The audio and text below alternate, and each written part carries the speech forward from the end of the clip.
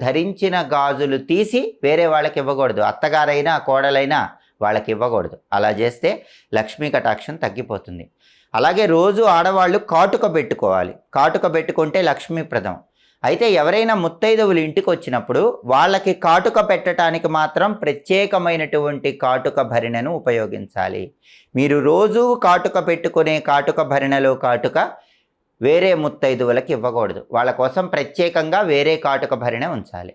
అలాగే అనేక మంది స్త్రీలు చేసేటటువంటి తప్పేంటంటే ఏవైనా శుభ కార్యక్రమాలు ఉన్నప్పుడు కానీ పెళ్ళిళ్ళు ఉన్నప్పుడు కానీ ఇటువంటప్పుడు మెడలో ఉన్నటువంటి నల్లపూసల గొలుసు తీసి అత్తగారు కోడలికో కోడలు అత్తగారికో అలా మార్చుకుంటూ ఉంటారు. అలా ఎప్పుడూ చేయకూడదు.